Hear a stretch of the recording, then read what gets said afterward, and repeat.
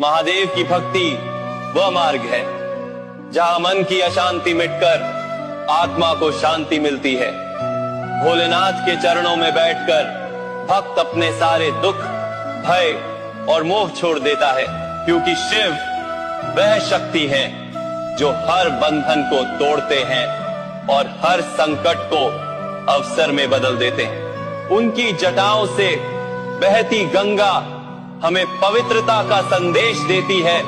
उनका तीसरा नेत्र हमें सत्य का बोध कराता है और उनका नीला कंठ हमें यह सिखाता है कि जीवन के विष को सहकर भी दूसरों को अमृत बांटना ही सच्ची करुणा है।